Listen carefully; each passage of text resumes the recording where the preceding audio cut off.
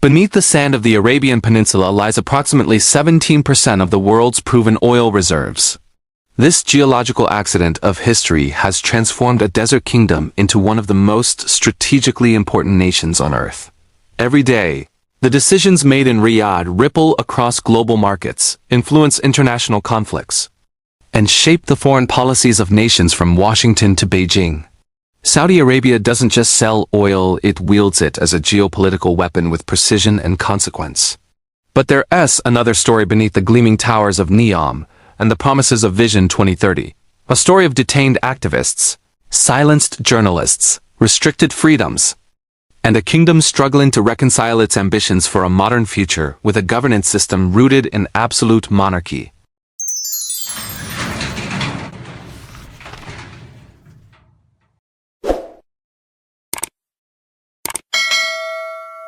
This is the story of the crown's price, the complex, controversial, and critically important reality of Saudi Arabia's power, its promises, and the human cost of both. It's a story the world can't afford to ignore. Because whether we like it or not, Saudi Arabia's choices affect us all. In 1938, American geologists working for Standard Oil of California struck oil in Dhahran, on Saudi Arabia's eastern coast. It was the Dammam No. 7 well, and it changed everything. What they discovered wasn't just oil. It was some of the most accessible, abundant, and high-quality crude on the planet. The Ghawar field alone, the world's largest conventional oil field, contains an estimated 75 to 83 billion barrels of recoverable oil. To put that in perspective, Saudi Arabia's proven reserves exceed 260 billion barrels. That's roughly 17% of all the oil humanity knows exists. And much of it can be extracted at a cost of less than $10 per barrel, a fraction of what it costs to produce oil from American shale or Canadian tar sands. This wasn't strategic planning. It wasn't innovation or industrial development. It was pure geological luck, the kind that builds empires. And the Saudi royal family, which had unified the kingdom just 6 years before that first oil discovery, understood immediately what this meant. Power. Unprecedented, transformative, generational power. For decades, Saudi oil was extracted and marketed primarily by American companies, what eventually became the Arabian American Oil Company, or Aramco. But oil wealth without oil control is incomplete power. Throughout the 1970s, Saudi Arabia gradually nationalized Aramco. Completing the process by 1980, the state now controlled not just the oil beneath the sand, but the entire infrastructure of extraction, refinement, and sale. Today, Saudi Aramco is the world's most valuable company, valued at over $2 trillion. It produces roughly 10 million barrels of oil per day. Its profits in recent years have exceeded $150 billion annually. For context, that's more profit than Apple, ExxonMobil, and Google combined in some years.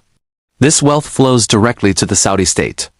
It funds government operations, finances massive infrastructure projects, supports the royal family's extensive patronage networks, and critically purchases military equipment, technological systems, and international influence. Oil didn't just enrich Saudi Arabia. It made the kingdom indispensable to the global economy. Here's the uncomfortable truth that shapes international relations with Saudi Arabia. The world needs Saudi oil. Not wants. Needs. Saudi Arabia is the world's largest crude oil exporter, shipping roughly 7 million barrels per day to international markets. Japan, China, South Korea, India, major economies depend on Saudi supply for their energy security. When Saudi Arabia adjusts production, even by a few 100,000 barrels per day, global oil prices respond. During the 1973 oil embargo, when Saudi Arabia and other Arab nations restricted supply, oil prices quadrupled. The global economy fell into recession. In 2020, when Saudi Arabia and Russia engaged in a price war, flooding markets with cheap oil, prices briefly turned negative. Producers literally paid buyers to take oil off their hands. More recently, Saudi production cuts in coordination with OPEC Plus have kept prices elevated, impacting inflation worldwide, influencing central bank decisions, and affecting everything from your gasoline costs to grocery prices. This is power. Not military power, not ideological power, but the power to influence the material conditions of billions of people's lives through control of a single resource. And it gives Saudi Arabia leverage that few nations possess, leverage it uses strategically. carefully and often ruthlessly to advance its interests. Which brings us to how the kingdom actually wields this power on the world stage.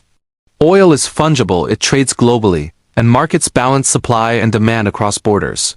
But that doesn't mean all oil producers have equal influence. Saudi Arabia possesses what economists call swing capacity, the ability to rapidly increase or decrease production to influence global supply.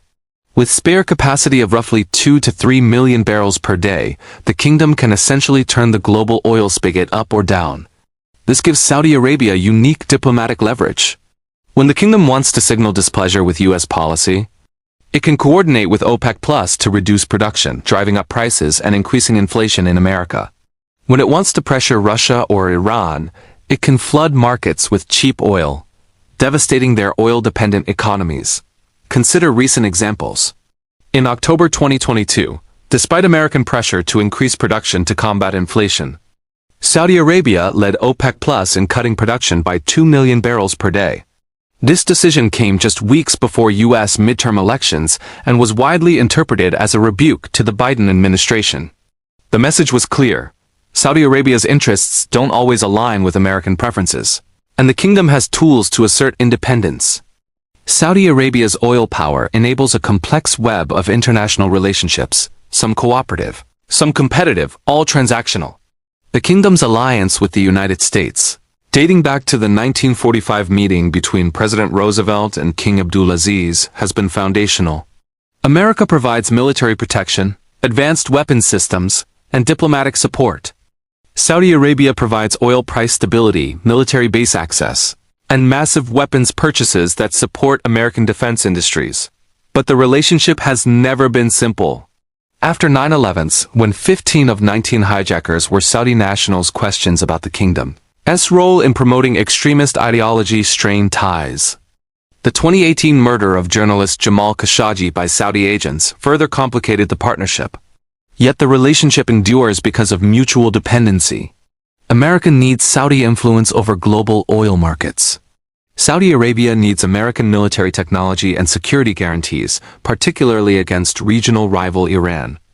Meanwhile, Saudi Arabia has been building new strategic partnerships, with China now Saudi Arabia's largest customer for oil.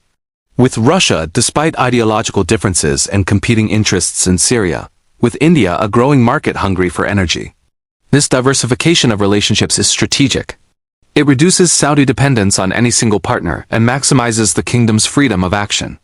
Since 2016, Saudi Arabia has led OPEC Plus an expanded alliance including Russia and other major oil producers that collectively control roughly 40% of global oil production. This alliance gives Saudi Arabia even greater market influence.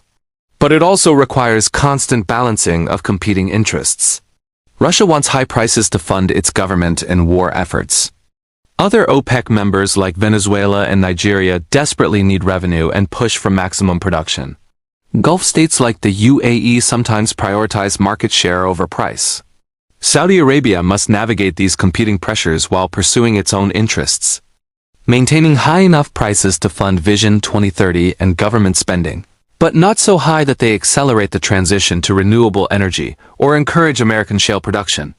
It's a delicate dance. And increasingly, it's a dance performed under growing scrutiny not just of Saudi Arabia's market manipulation, but of its domestic practices. Because while the kingdom wields immense power abroad, its treatment of its own people is raising questions that oil wealth alone can't silence. In April 2016, Crown Prince Mohammed bin Salman, often referred to as MB, unveiled Vision 2030, an ambitious plan to transform Saudi Arabia's economy and society. The promises were breathtaking, a megacity called Neom featuring flying taxis and robot dinosaurs. Public entertainment previously banned concerts, cinemas, sporting events. Women driving, working, traveling independently. A tourism industry welcoming millions. An economy where oil contributes less than 50% of GDP, replaced by technology, entertainment, and renewable energy industries. The promotional materials showed a kingdom of gleaming skyscrapers, empowered women in business, and a young, dynamic population embracing modernity. Some of this has materialized. Women can now drive, a significant reform passed in 2018. Cinemas have opened. International entertainers perform in Riyadh. Foreign investment has increased in certain sectors. NEOM, the flagship project, has broken ground, though whether it will achieve its ambitious promises remains uncertain. The project's $500 billion price tag and outlandish specifications have led many analysts to question its feasibility, but the marketing has been effective. Vision 2030 has rebranded Saudi Arabia in the eyes of many investors and tourists as a reforming, modernizing nation shedding its conservative past. Yet there is a profound disconnect between Vision 2030's glossy image and the documented reality of life in Saudi Arabia for those who challenge the system. While women gained the right to drive, several women's rights activists who had campaigned for that very reform were arrested just before the change was implemented. Lujan al-Hathlal, Samar Badawi and others were detained, reportedly tortured and sentenced to prison, not for violent crimes but for advocacy. The message seemed clear. Reforms would be granted by the crown, not demanded by citizens. Meanwhile, political dissent remains criminalized. Saudi Arabia has no elected parliament, no legal political parties, no freedom of assembly. Critical journalists face arrest. Activists are detained without trial or charged under vague terrorism laws. The case of Jamal Khashoggi, prominent journalist critical of MB's, epitomizes the gap between vision and reality. In October 2018, Khashoggi entered the Saudi consulate in Istanbul and never emerged alive. U.S. intelligence concluded that MBS had approved the operation to capture or kill him. The international outcry was significant but brief. Within months, world leaders were again engaging with Saudi Arabia as though little had changed. Oil wealth and geopolitical necessity proved stronger than moral outrage. Here's the fundamental tension. Vision 2030 requires attracting international talent, encouraging innovation and building a knowledge economy. But those things thrive on freedom of thought, expression, and movement, precisely what Saudi Arabia's governance system restricts. How do you build a tech hub when internet content is heavily monitored? How do you create a tourism industry when tourists might be detained for social media posts? How do you attract global talent when half the population still faces legal restrictions based on gender? Saudi officials argue that reforms are happening gradually, that societal change takes time, that the kingdom is moving in the right direction. Critics counter that cosmetic reforms allowing cinemas while imprisoning activists are designed to attract investment without surrendering meaningful control. The truth is probably somewhere between these narratives. Saudi Arabia is changing, but it's changing on terms dictated entirely by the crown, at a pace determined by calculations of political stability rather than principles of human rights. And that creates real questions about whether the modernization is genuine transformation or merely a mirage impressive from a distance, but insubstantial up close. Which brings us to the human cost of this approach. Saudi Arabia's human rights record is documented extensively by international organizations including Amnesty International, Human Rights Watch, and the UN. The restrictions are systematic and wide-ranging. Freedom of expression is severely limited. Criticizing the government, royal family, or state religion can result in arrest, imprisonment, or worse. Saudi Arabia consistently ranks among the worst countries globally for press freedom. Freedom of assembly is essentially non-existent. Protests are illegal. Independent civil society organizations cannot operate. Even informal gatherings discussing political reform can lead to detention. The judicial system lacks independence. Trials are often held in secret. Defendants may be denied legal representation. Confessions obtained under torture are admissible as evidence. These aren't occasional abuses. They are features of the system designed to maintain absolute political control while the crown pursues its vision of modernization. Behind the statistics are individuals whose stories illustrate the human cost. Insulting Islam through his website promoting free speech. International pressure led to his release in 2022 after serving his full sentence. Lujan al-Hathlal, detained for nearly 3 years for her women's rights activism. Reportedly subjected to torture including electric shocks and waterboarding. Released but banned from traveling, effectively silencing her internationally. Abdullah al-Hamid, a peaceful advocate for constitutional reform and human rights, died in prison in 2020 while serving a lengthy sentence for his activism. These cases gained international attention. Countless others haven't. Activists detained without charge. Migrant workers facing abuse with no recourse. Women fleeing the guardianship system, seeking asylum abroad. The Crown's modernization vision coexists with these realities. That's not a contradiction to be resolved, it's a choice being made. While women's rights have seen some reforms, fundamental restrictions remain. The male guardianship system, though officially reformed, still impacts women's lives. Marriage, divorce, child custody, travel, and certain employment decisions can still require male permission in practice, even when not strictly mandated by law. Women who flee the guardianship system and seek asylum abroad face intense pressure. Some have been forcibly returned. Others live in fear of being tracked down by authorities or family members. Saudi authorities argue that reforms are happening, and they are. Women can now start businesses, work in previously restricted fields, and participate more fully in public life. But the reforms are granted, not guaranteed.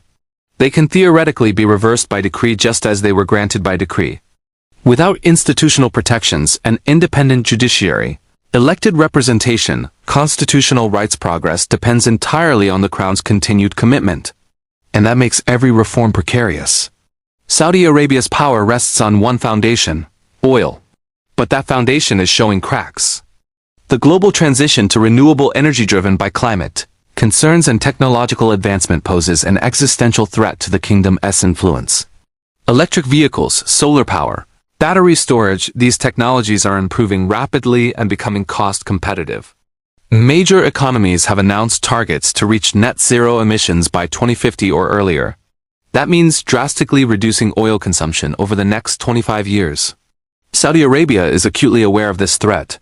It's why Vision 2030 emphasizes economic diversification. It's why the kingdom is investing in renewable energy projects, ironically, becoming a major player in the very technology that threatens its oil dominance. But here's the tension. The faster the world transitions away from oil, the more urgently Saudi Arabia needs to implement Vision 2030, and the more urgently it needs international investment, technological partnerships, and global talent. Which means the kingdom may face increasing pressure to address human rights concerns not out of moral conviction necessarily, but out of practical necessity. The calculus is changing. Investors increasingly consider ESG factors, environmental, social, and governance standards. Human rights abuses, lack of transparency, and political risk are now part of investment decisions. International companies face scrutiny from their own stakeholders for doing business with regimes that violate human rights. Public relations risks are real. Meanwhile, younger generations in Western democracies are less willing to overlook human rights abuses for strategic convenience.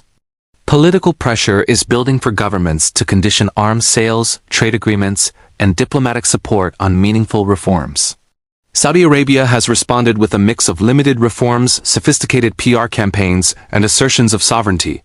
The kingdom rejects what it calls Western interference in its internal affairs while simultaneously seeking Western investment and partnerships. This balancing act is becoming more difficult. As oil's strategic importance gradually diminishes, so does Saudi Arabia's leverage to dictate terms. So what happens next? Scenario 1. Genuine reform. Saudi Arabia gradually implements meaningful political reforms, not just social freedoms, but institutional changes. Independent judiciary, political representation, constitutional protections for rights. This would be driven by recognition that attracting investment and talent in a post-oil world requires genuine liberalization. The challenges. This requires the crown to surrender absolute power. Historically, autocracies rarely reform voluntarily. An opening political space can destabilize authoritarian systems, a risk the Saudi royal family may be unwilling to take. Tourism, women's participation in certain sectors while maintaining absolute political control.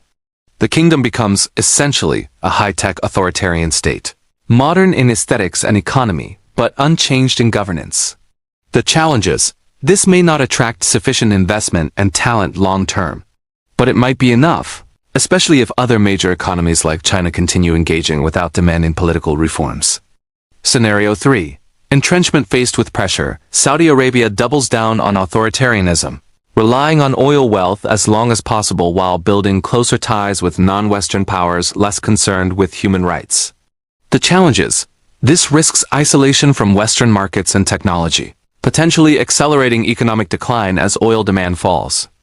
The reality will likely be some combination of these scenarios, evolving based on oil prices, geopolitical shifts, and internal Saudi politics. But one thing is clear. The era of unchallenged Saudi influence based purely on oil is ending. The crown's price, the human cost of its governance, is becoming harder to ignore and harder to sustain. The world needs to decide, will we hold Saudi Arabia accountable for human rights while engaging economically? Or will strategic interests continue to outweigh moral concerns? And Saudi Arabia needs to decide, can it build a sustainable future without fundamental political reform? Or is the vision of a modern, prosperous kingdom incompatible with absolute monarchy? These questions will shape the next chapter of Saudi Arabia's story and our relationship with the kingdom. Oil gave Saudi Arabia power. The crown used that power to shape global markets, influence international politics, and maintain absolute domestic control. But power rooted in a finite resource faces an uncertain future. And a crown that grants reforms while imprisoning reformers faces a fundamental contradiction. The price of the crown measured in detained activists, restricted freedoms, and suppressed voices is being tallied not just morally, but practically. Saudi Arabia's next chapter will reveal whether a kingdom can truly modernize without democratizing, whether oil wealth can purchase lasting influence in a renewable world, and whether the crown's price is one the kingdom and the world is willing to keep paying. The desert that hid so much oil still holds secrets about Saudi Arabia's future. We'll all find out what they are, together.